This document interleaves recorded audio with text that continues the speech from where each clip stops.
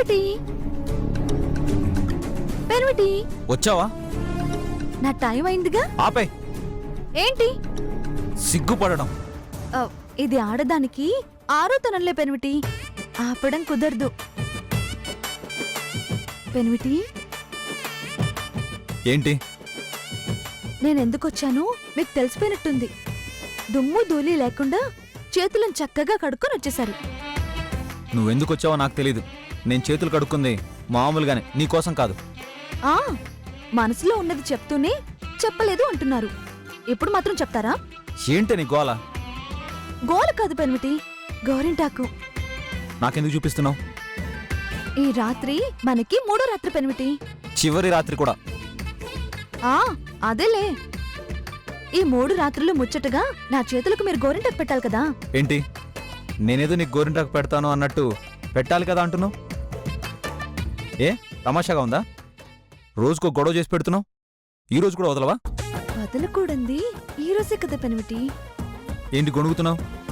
గోరింటాకు పెన్విటి, నేనెంతో ఆశతో వచ్చాను, మీరేమో. ఇంకా ఆపు. ఏదో మాట ఇచ్చాను కదా నువ్వు ఊరుకుంటుంటే. నేను గెలిచాను కదా పెన్విటి. సరే, అందుకే 4 గోళ్ల మధ్య ఉండడానికి ఒప్పుకున్నాను కదా. రెచ్చిపోతే ఎలా? నేనేం రెచ్చిపోవడం లేదు పెన్విటి. నలుగురిలో మిమ్మల్ని గెలిపిస్తానని నేను ఒప్పుకున్నాను కదా.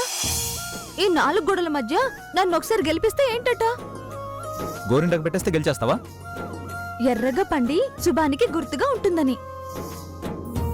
ప్లీజ్ పెన్విటి, నేనేమైనా మిమ్మల్ని కోరకూడని కోరికలు ఏవైనా కోరి మిమ్మల్ని ఇబ్బంది పెడుతున్నానా?